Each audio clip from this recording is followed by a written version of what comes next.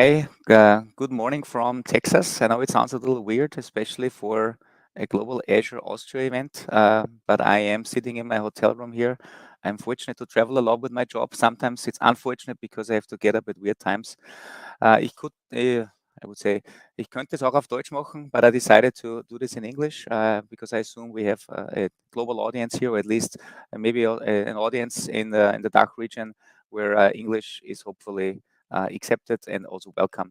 Who am I? My name is Andreas Grabner. I work at Dynatrace as the global lead for developer relationships.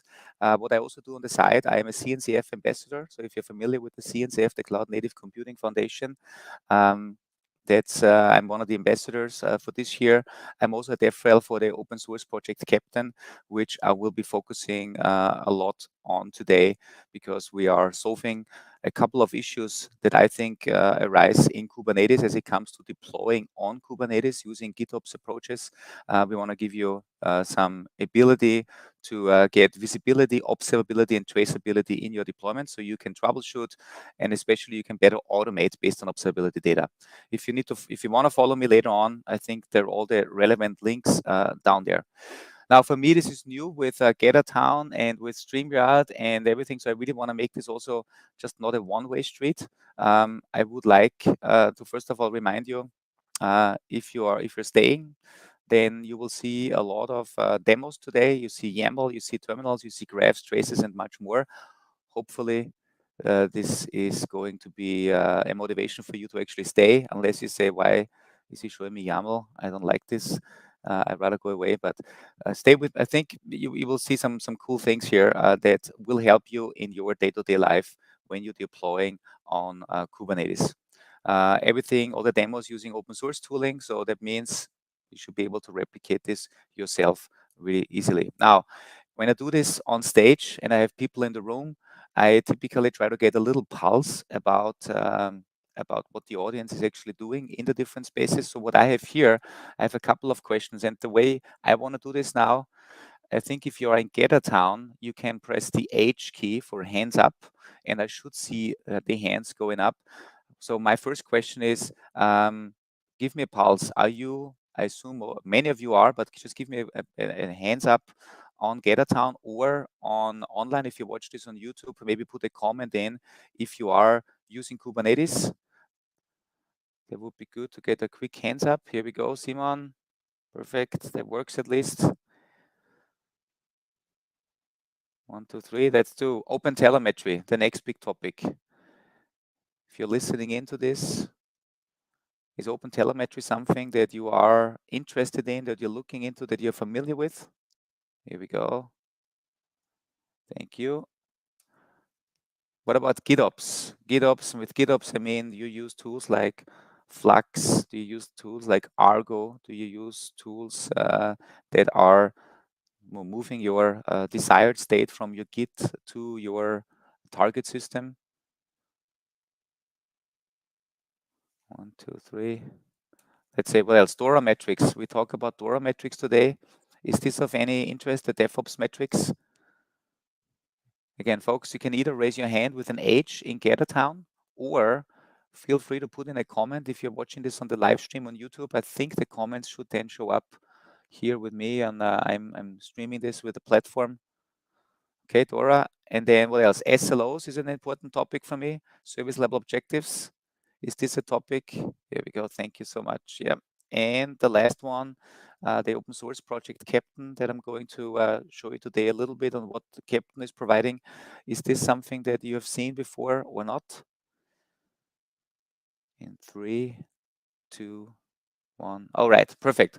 So just a little bit. These are the topics that I'm going to cover today. Now, my agenda, to give you an overview. First, I want to actually start with introducing OpenTelemetry very quickly. What are the core use cases and the core components and where you can learn more. This is not a talk about OpenTelemetry, but it's based on the foundation that you are familiar with OpenTelemetry, and therefore I want to make sure that you have the basics. Then we have really 3 major use cases that I think are relevant for us as we're deploying on Kubernetes, whether you're a DevOps or an SRE engineer. The first one is what I call observability tool sprawl. I do work in the observability space. Observability is great, but the problem is we have so many different data sources, and we have a lot of different tools and places where we send the data to. Now, the thing is, we have GitOps tools like Argo, like HBA, like Keda. They all need to make decisions based on observability data, and therefore it's sometimes really hard in an organization to bring this data back into Kubernetes, into your GitOps tools to make decisions. So what I want to show you is one way to unify observability data access in Kubernetes, so we can pull in observability data to make better automated decisions as part of a GitOps process. As I mentioned, HBA Keda for auto scaling, you can use any type of data from your observability platform in Kubernetes for these tools to make better automated decisions. The next thing I'm talking about is unmeasurable change impact. I think this is a big problem, especially as we are deploying on shared environments. So what I've seen is that troubleshooting failed GitOps deployments is really hard. Why did my pipeline not run today correctly? Why do my pods fail? Why is my app in the end no longer working? Here, I'm really showing you how we are able to extend the Kubernetes pod scheduler, which sits at the heart of Kubernetes, how we can extend it and make the work visible that the Kubernetes pod scheduler does. And we're using OpenTelemetry here. So what I will show you is how we can create OpenTelemetry traces that then show you what is really happening, what is Kubernetes really doing as it tries to deploy your containers. And as a side effect, next to the traces that we can use for troubleshooting purposes or just for understanding what's happening, we also get DORA metrics, the DevOps metrics like deployment frequency, deployment time, also success rate. And the last use case that I call pipelines gone wild is we obviously need to enforce certain processes as we deploy into an environment. So, tests, security checks, SLO checks, pre and post deployment checks, as I call them. And the question is, we could either put them in pipelines in your pipeline code and then make sure that your pipelines that make the deployments are then doing these checks pre and post deployment, or in Kubernetes, we again have the ability to extend the Kubernetes pod scheduler and add these checks natively into Kubernetes. So the idea here is whether you deploy with Jenkins, with Argo, with Flux, or just a kubectl apply, if we put the checks, the pre and post deployment checks, like executing tests, validating that the environment is ready, validating your SLOs, and afterwards, if we add them to the Kubernetes pod scheduler, you do this however you deploy, right? So we're taking the complexity from your pipeline into Kubernetes itself. All right, folks. Also, if you have any questions, feel free to use the comments on the live stream. I'll try to keep an eye on it on the left side here. Also, later on, I will be in the Q&A 2 section of GatherTown in case you have questions. All right. Now let's go through these 4 topics. First, OpenTelemetry recap. If you're not familiar with OpenTelemetry, the talk that I give here today is really skip validation, here we go, is really based on OpenTelemetry, some knowledge at least. So if you're completely new, there's a lot of great content out there. Obviously, OpenTelemetry, it is the number one, the fastest growing and the number one CNCF project right now within the CNCF. What OpenTelemetry does, it tries to standardize the way we are collecting data about your infrastructure, about your applications and services. Now, why is OpenTelemetry relevant for GitOps? Because we can use OpenTelemetry also for monitoring and getting insights into a business process like the deployment itself. And this is what I will be showing you later today. But if you want to learn more about OpenTelemetry, I think this is a great platform. So just the website. Also, what I really like is one of my colleagues, Henrik. He has his channel. It's called Is It Observable? And here you have a complete section on OpenTelemetry where he's actually going into let me just click on this again, show all articles on OpenTelemetry. Here we go. So if you want to learn more, Henrik is doing educational pieces. He also has code labs on GitHub to actually introduce all the different concepts that are relevant in the space for OpenTelemetry, but in general about observability. So go back to the slides. OpenTelemetry, really what it is, as I said, it's a standard set of libraries and tools that allow you as a developer to instrument your code, to add information that you want to have collected as your code executes. This is then sent via an collector. It's optional, but you can send this then to your observability platform. This could be a Grafana, this could be Jaeger for traces, this could be a Dynatrace, a Datadog, a New Relic, an Instana. There's so many tools out there. But OpenTelemetry really standardizes how we are capturing traces. And typically, as I said, the use case is to trace and get insights into your business apps that you write. Today, we will see how we can also use OpenTelemetry to monitor something like your GitOps development deployment process. Right? If you want to try this yourself, there's also a great demo app that the OpenTelemetry community put out there. It's the official OpenTelemetry demo app based on the Hipster store. Hipster store itself is, it's an online store that contains multiple components in different languages. You can see here all the architectural diagram. It has all sorts of technologies, .NET, C++, Go, JavaScript, and all of this is instrumented with OpenTelemetry so that you can then ingest it, as I said, in Jaeger, Dynatrace, Datadog, New Relic, Honeycomb, wherever you want to watch your traces. And I think the demo app is just a good and easy way to get started. So folks, hopefully this is just a quick recap. And as I said, if you have questions, also feel free to just let me know on OpenTelemetry in particular, highlighting again the is it observable from Henrik. Is it observable.io, and there you find all relevant educational pieces in case this is new for you. All right, now back to GitOps. This was just a primer, OpenTelemetry.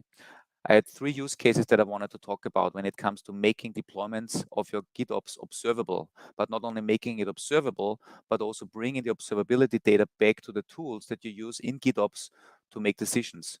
So I kind of spoiled it earlier already, but I think what I see out there, if you are standardizing on Kubernetes and you're using tools like Argo, Flux, HBA, Kata, any type of tool that needs observability data to make an automated decision. So for instance, for Argo, if you're using Argo rollouts, you want to validate after the deployment of a blue-green deployment, or if you're doing a canary deployment, is it a good deployment, yes or no? Do I want to keep progressing the deployment, yes or no? And if you have your data, let's say in Prometheus, then that's great. Argo has an integration for that. If you have it in Dynatrace or in Datadog or in others, you need to make sure that these tools that you're using actually have an integration. And in the end, many organizations have more than one observability tool. Therefore, you have this kind of wire here, like this web of point-to-point integrations, and this is really hard to scale and maintain. Therefore, one of the solutions I want to introduce today comes from the open source project Keptn.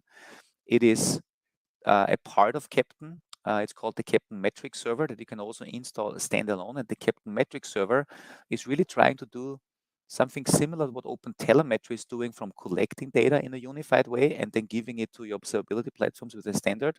The Keptn Metric Server is reversing this and is kind of saying, hey, you have different observability platforms.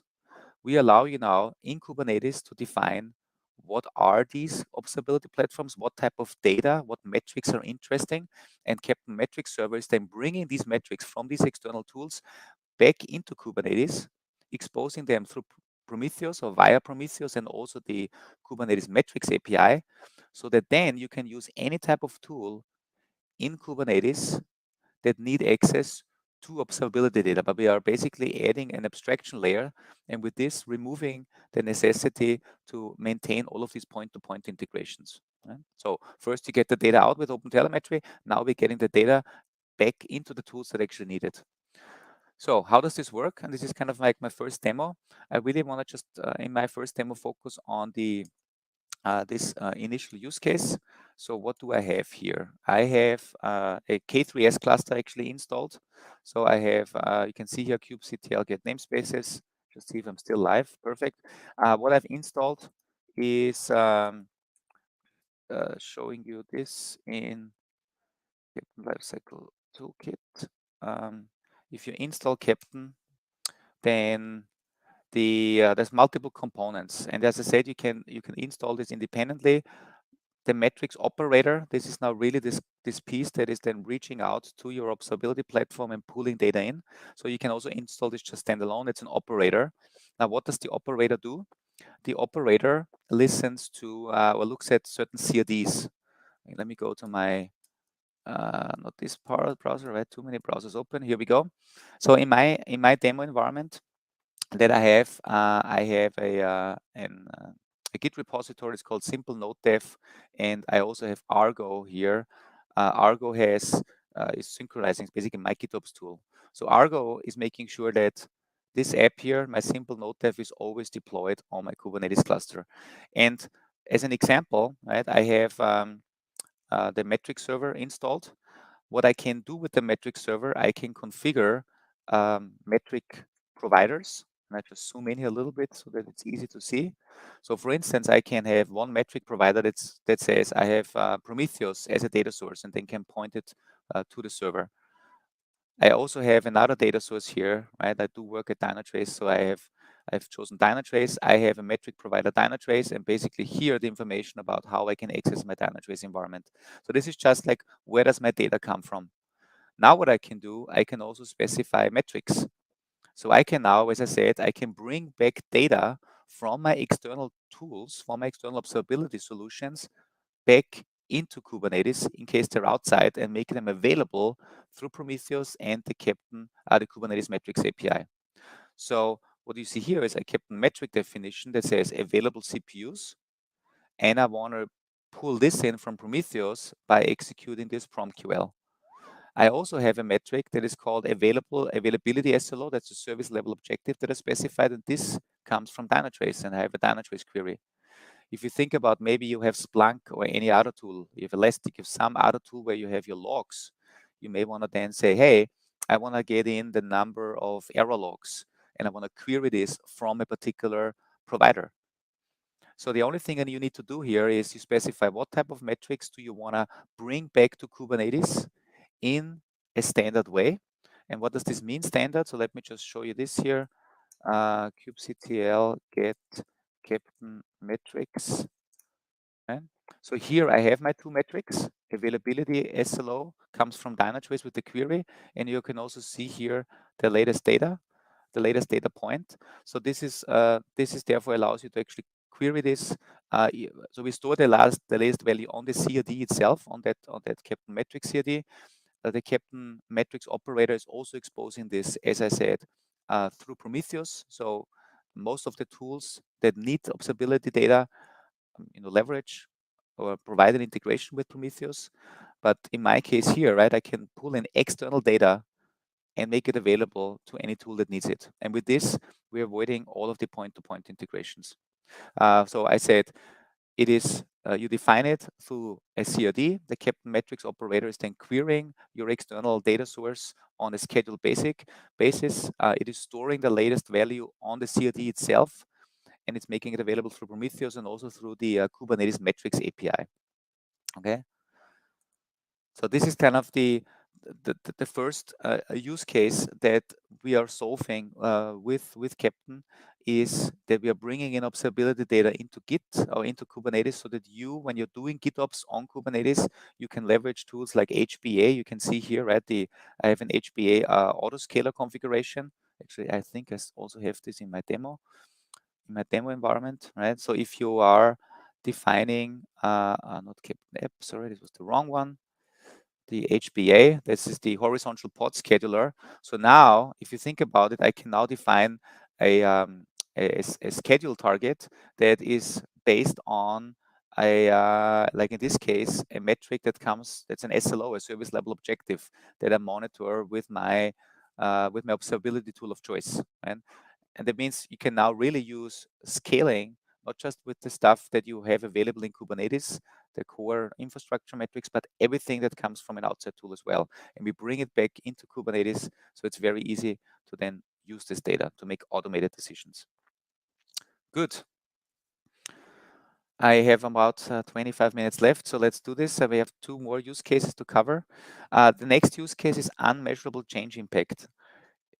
This is really on I think one of the key challenges with as we're moving towards Kubernetes. I assume at least what I see, is that many organizations, especially the larger ones that also have a lot of history, they have a lot of different tools that they end up using to actually make deployment changes on Kubernetes, right?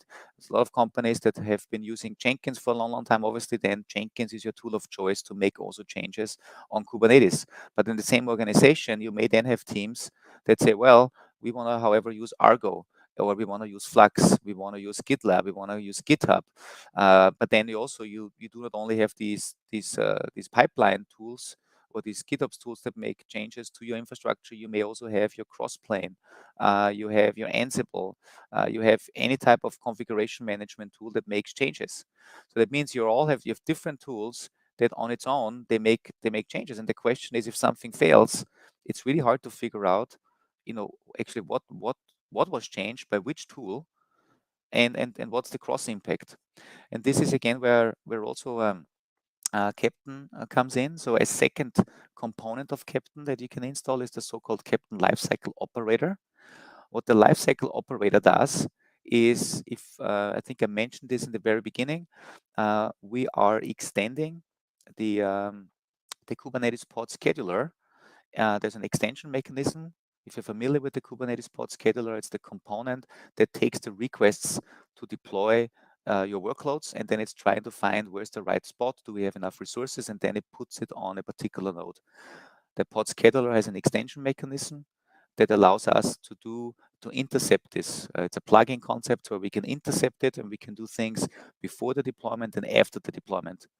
And what we're doing with this is we can actually give you insights. So we are using this, and we are emitting and creating OpenTelemetry traces as we see the Kubernetes pod scheduler doing its work. We're creating traces and also metrics. So technically, some details again. If you have an app that you deploy, and let's say it contains 3 workloads: front-end, back-end, and storage. If you deploy this either with kubectl apply or with Argo, with Jenkins, however, then because we extend the Kubernetes pod scheduler, we have the ability to see the pre and the post. So that means as I told you, the extension mechanisms allows us to use hooks, pre-deployment and post-deployment. This enables us to create metrics and traces for every single component that is deployed. What's really nice though is what we have implemented on the Keptn side, we also look at particular metadata on your deployments. So in case front-end, back-end, and storage are deployed, and they all reference the same, let's say, logical application through default labels that you have on your workloads. There's some default labels like Kubernetes IO version, Kubernetes IO part of. So we are looking at metadata, and therefore we know, hey, the front end and the back end and the storage, they're getting deployed in these versions, but they actually all belong to one logical application. Therefore, we are able to give you an end-to-end trace of all the deployment, the workload changes that belong to making a change to a logical application. And we can create traces and again, metrics. So this is now my second demo that I want to show you. In my environment, if you remember, right, I am using Argo to actually keep my Git repository synced with my Kubernetes cluster. Now, what I have installed, let's do this first. What have I installed? kubectl get namespaces. So the only thing that I have is in my Keptn Lifecycle Toolkit. And we call it a toolkit because you can install these individual components individually. So earlier we talked about the metrics operator. Now we're talking about the lifecycle operator and the scheduler. So the lifecycle operator is basically an operator that becomes active if you enable it on a namespace level. And then we are extending the pod scheduler. So let me just show you how this works. So I install the lifecycle toolkit. Then if you want visibility and observability in everything that is deployed into a namespace, the only thing you need to do on the namespace level, like here, I have my simple node dev. This is my target namespace where I deploy my app. You only need to enable Keptn very simply with the annotation lifecycle toolkit enabled. Once you do this, you automatically get visibility into your deployments. And to prove this point to you is I'm doing one thing. I have a deployment here. And you can see here, I have, this is just a regular deployment. I have some labels. This is my app simple node, a name and a version. And if I scroll down, this is just deploying a sample app here. So what I'm doing now, I'm making a deployment change. I am going down, and as you can see here, I'm changing the image from version 3 to version 4, and I'm also bumping the version field here. So I'm saying basically I want to deploy v402, commit it. What should now happen, Argo in my case, if I hit refresh here. So this is ArgoCD in case you're not familiar with it. This is basically keeping, right? It's now progressing, it's syncing. Here we go. It just detected that there's a new change that was deployed, or that needs to be synced. And now I just need to make sure that my browser is still working. Here we go. Let me double check this. Where are we? Just too many in my browser window. Here we go. Earlier, I already deployed version number 3. This is version number 2, version number 3. These are actually objects that Keptn detects. So Keptn is active in that namespace. And because I told it to monitor my namespace, it automatically looks for deployments and says, hey, there's a new version that is currently being deployed. And one of the things it does, it actually creates a CRD to keep track of what's happening. But what's also automatically happening, the Keptn Lifecycle operator will automatically create traces for everything that the pod scheduler does, and we also get metrics for it. So what you see here is now my Grafana dashboard. So Keptn operator is monitoring the deployments. It's creating traces using OpenTelemetry. The OpenTelemetry traces have a collector, an OpenTelemetry collector that is then sending it over to Jaeger and to Grafana. So what I see here now, first of all, some historical data, right? I can go back to in the last hour. What did I do in the last hour? This was just like the deployment that I'm running now. And if I go to the last 6 hours, here we go. I can see that I already did a couple more deployments. And if I go to the last 12 hours, I think I should see all of my deployments that happened. I see how many succeeded, how many are currently active because the current deployment is ongoing. And by the way, this is all data I get for free because we are emitting these traces and metrics. What I see on the bottom here, and that's the nice thing, is I get to see a trace for every single deployment that I triggered. So let me actually look at one of those. Let me open this up in a new tab. What you're seeing here now is an end-to-end trace of what has happened when I made my Git commit and then Argo did my sync. Basically, Argo was then making sure that my CRDs, my deployments were updated in Kubernetes, and basically the Kubernetes pod scheduler was then starting to do its work. So here we get an end-to-end trace that shows me what was actually happening, where is most of the time spent, and in case something fails, we also pull in all of the details about where it failed and what happened. Now, this trace is actually rather long, and you see here some pre-deployment and some post-deployment stuff. I will cover this in the next use case. But what I wanted to show you is you're installing an operator, you are enabling the operator on the namespace, and automatically we give you traces for your deployments so that you can troubleshoot. And additionally, you automatically get your key DORA metrics, the DevOps metrics for delivery. So deployment, number of deployments, time of the deployment, and also failure rates of deployments. Here we go. Deployment number 4 is now through. It just updated on its own. Everything is good. And remember, this works whether you deploy with Argo, with Flux, with Jenkins, or with kubectl apply, because we are capturing this data as an extension to the Kubernetes pod scheduler. Perfect. All right, let me go back to my slides. We have 15 more minutes. We have one more use case and then some time for Q&A. The last use case that I have is, I call it pipelines gone wild. The thing is, I assume many of you maybe have or will end up having multiple tools to make deployment changes. You have Jenkins, you have Argo, you have Flux, you have GitHub. The question is how to enforce a certain policy, to enforce pre-deployment checks, like is the environment healthy? Do we have the approvals? And post-deployment checks, like running tests and validating that everything is green. You would need to then put these checks in every single pipeline tool that makes the deployment changes on Kubernetes.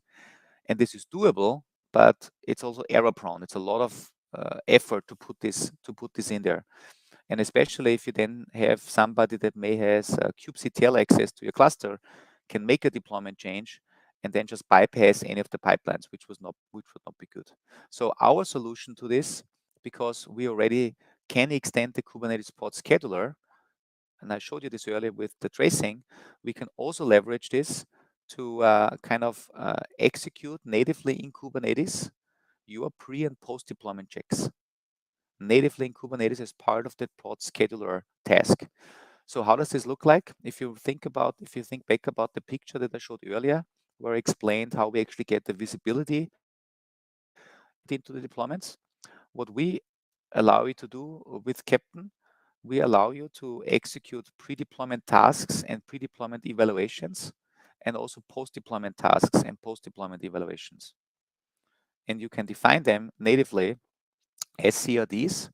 For tasks, we give you TypeScript as an option, so you can write TypeScript that can be executed, and therefore you can execute any type of code. And for evaluations, we are again using the metrics that the Keptn metric server is pulling in from your observability tool back into Kubernetes. So let me show you this in the demo. So if I go back to my example, what I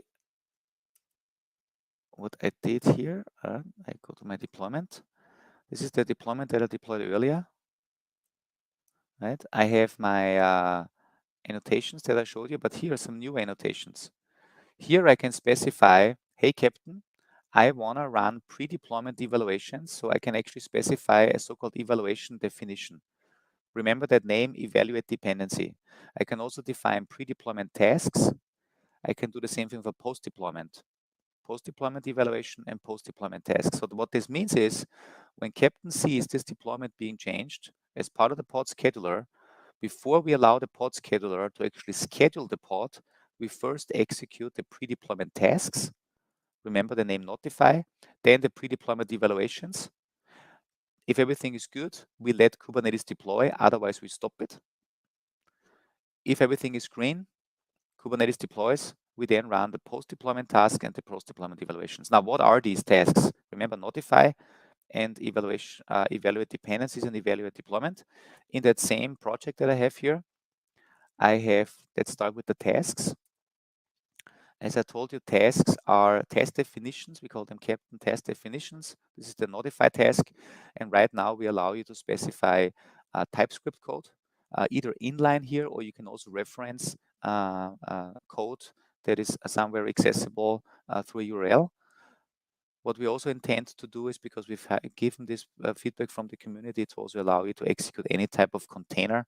So it's like a GitHub action. But my code here, what it's doing, it is actually building a markdown for Slack. So my function is making a call to Slack. And in the end, what it does, it basically takes the context data. So the function itself also gets context information. Context is in which context is this function actually called, right? In the context of which workload, of which app. Remember, the context is where we're being executed in. We also have some secrets here, like I can obviously pass in some Kubernetes secrets. We're mapping this then into this code. The code itself later on gets executed as a Kubernetes job. We're using the Dino runtime for that lightweight runtime that we can use. So this is the task. And then we also have the evaluations. Here are my evaluations. Keptn evaluation, evaluate dependencies. That's the one that will be executed pre-deployment. And then this one here, evaluate deployment. That's the one that is evaluated post-deployment. Right? You can see here again, we're just referencing the Keptn metric. So I say before the deployment, I want to make sure I have enough CPU available. And after the deployment, I want to make sure that I still have enough CPU, but I also want to validate that I'm still meeting my SLOs. And this is done natively in Kubernetes. So Where do I also see this? If I go now to my Argo, I mentioned in the beginning, let me just refresh this screen. I mentioned in the beginning that every time when Keptn Lifecycle Toolkit detects a new version, it creates such an object. And you can see here that's the workload 402. You also see here the pre-evaluation and the pre-notify task. You see the post-evaluation. So we can actually click on these objects here. And what I should see, if everything loads correctly, I also get to see that in the pre-evaluation, it succeeded because the available CPUs that I had returned a value of 8, and I think I had a target in there of 4. So that means Keptn automatically validated that everything is green. If I would not have had enough CPUs, it would have created an error, basically telling the Kubernetes pod scheduler to not schedule the pods. And this is really nice because if I deploy with Argo, Argo would say, hey, I couldn't deploy the pods because, because the evaluations failed. And this is the nice thing. This is why this works so nicely together with any type of your GitOps approach, because really what we're just doing, we're creating and we're letting the deployment fail, and then your tool on top, whether it's for instance Argo rollouts, if you're rolling out a canary, would say, hey, the rollout didn't work, and therefore maybe let's roll back because something is wrong. But the validations itself is all natively done as part of the Kubernetes pod scheduler. Okay, so this is the notify tasks. This is something I want to quickly show you as well. I just need to open up my Slack that I closed earlier, and I just need to quickly come over here. What I have in my environment is, here's my Slack. So as you can see here, over the last 12 hours, I deployed my version 1, 2, 3, and 4, and this is now version number 4 at 2:26. It was like 10 minutes ago, 9 minutes ago.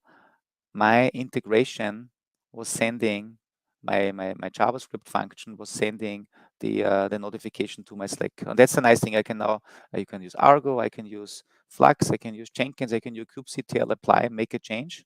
In any case, it will trigger my pre and post deployment tasks. And what I also get as a side benefit, if you remember my deployment information here and my traces, these traces now also include obviously how long did it take to execute the pre and post deployment tasks, were they successful, did they fail. So in this trace you really get to see everything from the pre-deployment tasks, the deployments itself, as Kubernetes is actually really deploying that workload, until all of the post-deployment tasks are executed. Full end-to-end traceability of your deployments, bringing true OpenTelemetry traceability into everything you do with GitOps. Good. So to wrap it up, because we have just a couple of more minutes left, and if you have any questions, again, feel free to either post them into the comments. I should see them here, and otherwise I will be in the Q&A 2 room on GetterTown for the next couple of minutes after the presentation. What I showed you today are, I think, 3 challenges that we see when it comes to really making GitOps successful on Kubernetes. I say here 3 solutions for SREs because I talk with a lot of site reliability engineers that are targeted to build the platform around GitOps. And so these are the 3 challenges that I highlighted: the observability tool sprawl. We have the Keptn metric server, so unifying access to any observability data so that you have it easy to use your observability data in your GitOps tool of choice without having to maintain constantly multiple integrations and without having to everybody to learn PromQL, DQL, whatever languages you have. So somebody defines the metrics and then they can easily be referenced in your CRDs. The next was the change impact. This is making all of your deployments traceable and observable, so telemetry for your end-to-end delivery process, for troubleshooting, but also for insights. And then the last thing was the pipelines gone wild. So instead of putting all of your pre and post deployment checks in pipelines and maintaining it there, you can bring them natively into Kubernetes. All right, with this, I want to say thank you. Hopefully this was inspiring or at least gave you some new ideas. Everything you saw today is done for the CNCF project Keptn. You can try it out for free. Now, if you use Keptn or if you say, hey, this is actually a great idea to extend the pod scheduler in Kubernetes, you want to do it yourself, Yeah, nobody keeps you from doing this. But hopefully this just inspired a couple of ideas. And yeah, with this, questions, if there are questions, let's see if anybody's still around. Otherwise, as I said, I will be in Town in QA room number 2 afterwards. But yeah, let's see if there's any. I do hope I get the comments in here.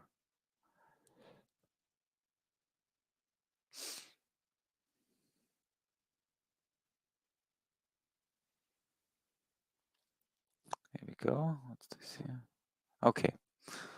So I would say, Simon, I would say we're good to go then. If there's maybe people just want to hang around then and mingle in Town, I will be in Q&A room number 2. With this, I want to say tschüss, viert euch, schönes Wochenende, have a great weekend. Bye bye.